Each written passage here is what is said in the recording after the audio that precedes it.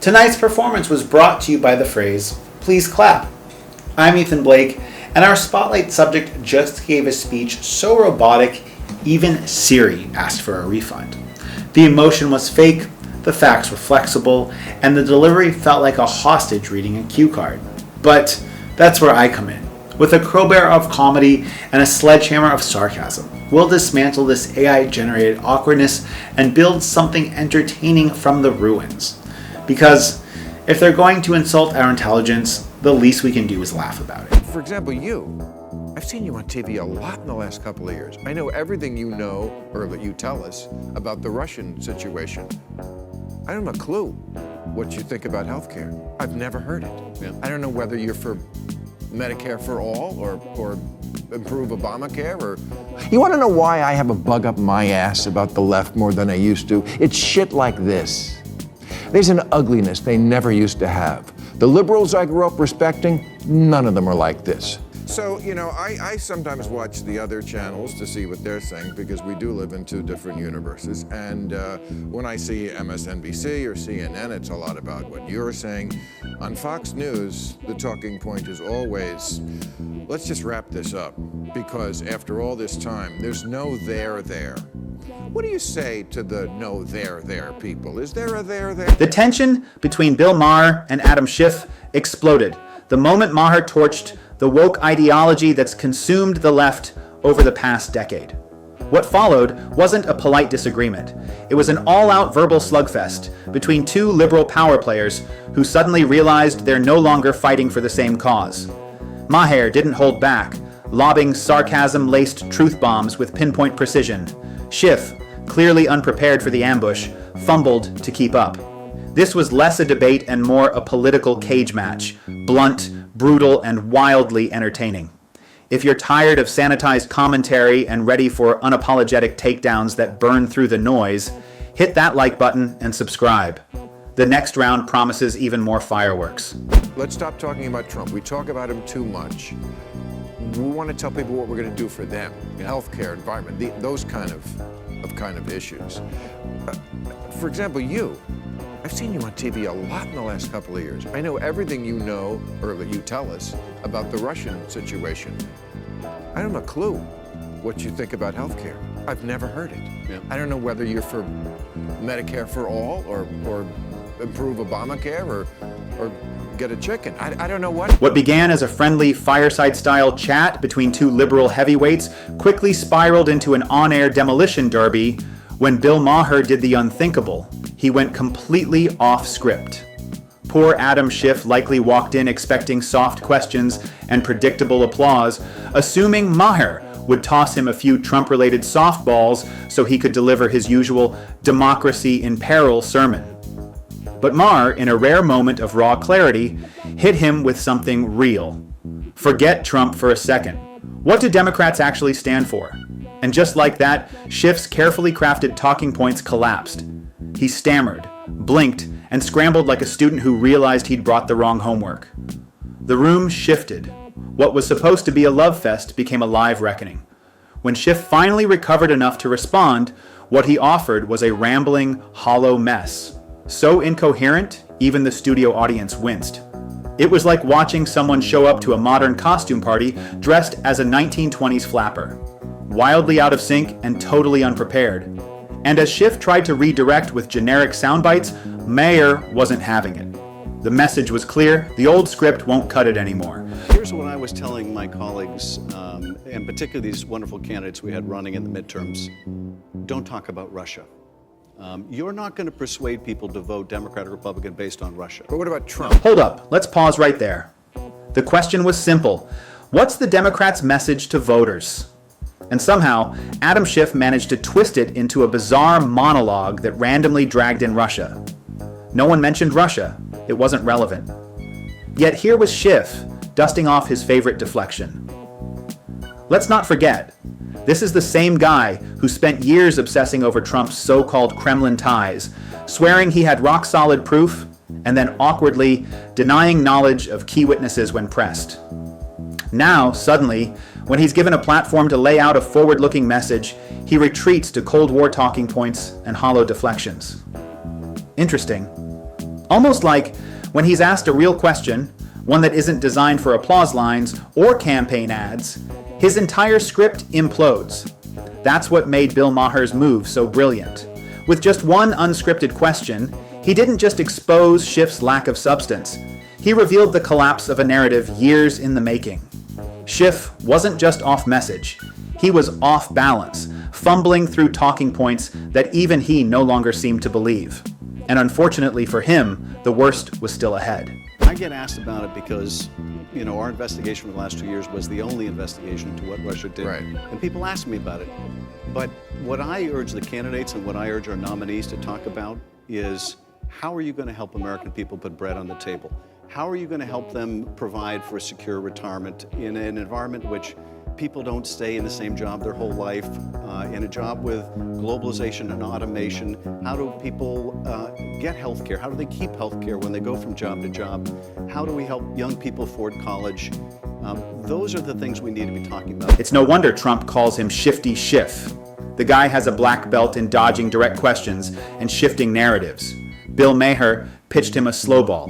What are Democrats doing to actually improve the lives of everyday Americans? A golden opportunity to showcase real plans, tangible progress, or at least a recycled list of talking points. But what did Schiff do? He rambled off a bizarre string of hypothetical questions that he would ask other Democrats. That's right. Instead of answering for his own party, he essentially suggested Maher go interview someone else. Imagine showing up to a job interview and telling the employer to ask your coworker why you're qualified. It's political absurdity at its finest. No policies, no proposals, not even a vague promise that wasn't rooted in attacking Trump. Just hollow rhetoric and evasion. Schiff pulled out the oldest political trick in the book: deflect, redirect, and pray nobody notices. But Maher noticed, and so did the audience. Because when asked to articulate a vision, Schiff delivered noise. And that, right there, is the modern Democrat in a nutshell. Loud on outrage, silent on solutions. Maher's question didn't just stump Schiff, it exposed the vacuum behind the narrative. We are in the midst of two revolutions right now, either one of which would be phenomenally disruptive. The two put together are just producing this cataclysm of xenophobic populism around the world, and it's the revolution of the global economy through globalization and automation, when millions are losing their jobs through no fault of their own. And it's the revolution in communication, which is every bit as significant as the invention of the printing press, but it happened overnight, where lies travel faster than truths, where hate goes viral, and you put those two things together and it is a combustible mix. Okay, seriously, if anyone out there actually understood what Adam Schiff just said, please explain it in the comments, because I've now listened to his response 3 times and I'm more confused than ever. I used to think Kamala Harris was the reigning queen of incoherent political rambling, but after watching Bill Maher try to get a straight answer from Schiff, we may have found her king. Maher asked a direct, no-frills question. What is the Democratic plan for helping everyday Americans? And instead of answering, Schiff launched into what can only be described as a beautifully polished, utterly empty word salad. It was like watching someone try to escape a room by painting over the door. He layered platitudes with political jargon, tossed in some vague references to democracy, and delivered it all with a tone of practiced seriousness that almost fooled you into thinking he'd said something. But he hadn't. Not a single actionable idea. Schiff didn't answer. He filibustered.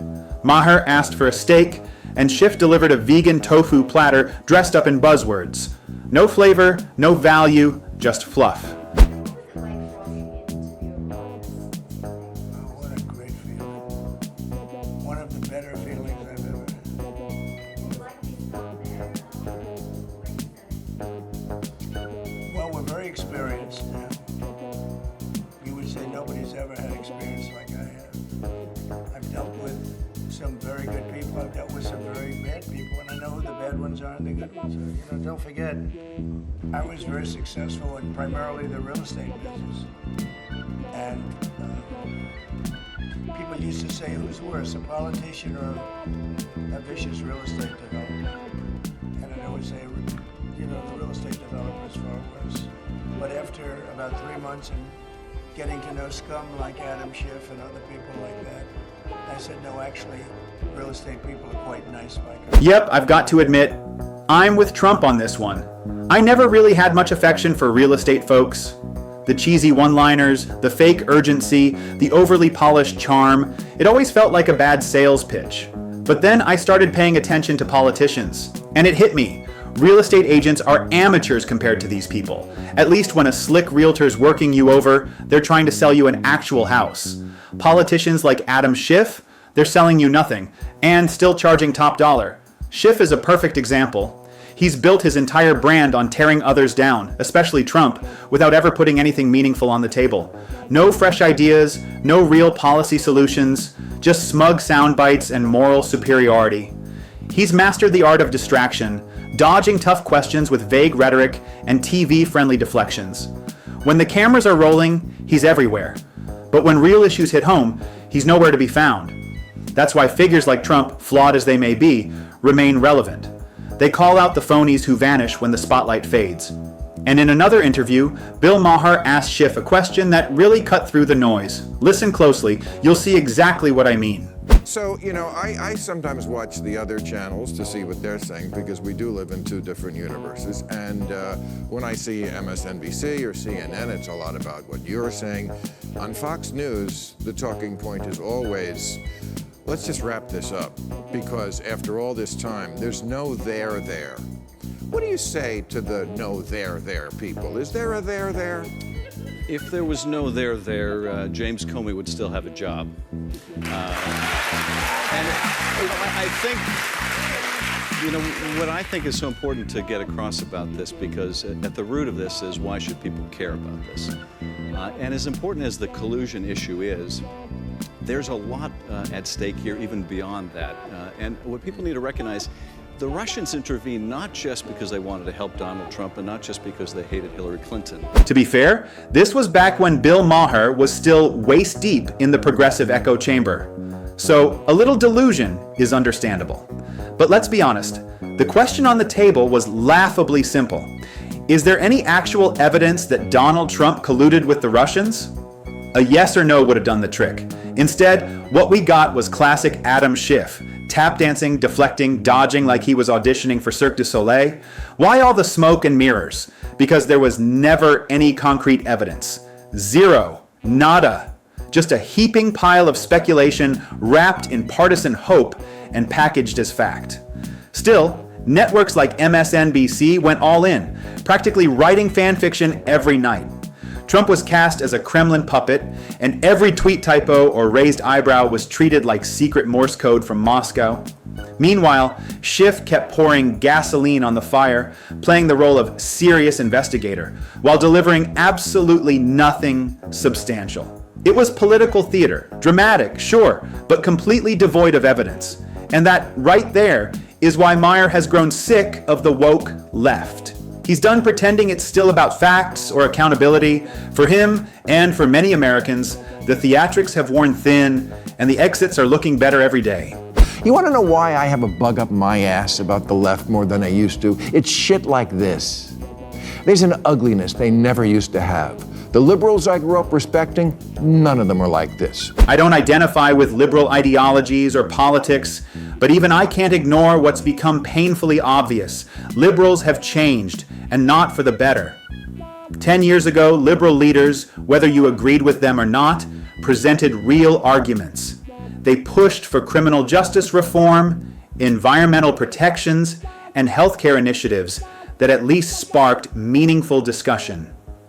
Leaders like Barack Obama or Joe Lieberman could explain their ideas with clarity, logic, and an actual plan for the country's future. But today, all we see are emotional breakdowns disguised as political discourse, social media screaming matches, and performative outrage completely detached from facts. The modern left runs on feelings, not reason, on grievance and aggression, not constructive debate. They cancel dissent while preaching tolerance. They claim to fight for democracy, all while silencing opposition and lecturing the public from their gated estates. This isn't a movement, it's a meltdown cloaked in moral arrogance. They've traded ideas for indignation and policy for performance. Figures like Adam Schiff embody that shift, dodging real questions, pushing baseless narratives, and offering no actual solutions for working Americans. What Bill Maher did by exposing Schiff's hollow rhetoric wasn't just a viral moment, it was a wake-up call. It pulled back the curtain on a political class more obsessed with virtue signaling than with governing. Once respected for its intellectual rigor, today's left looks increasingly like a parody of itself. If this is the leadership the Democrats have to offer, it's no wonder more and more people are tuning out and waking up. And that brings us to the end of today's video. Be sure to like and share it with fellow anti-woke truth seekers. Let's keep exposing the madness, one fact at a time. Thanks for watching, and I'll see you in the next one.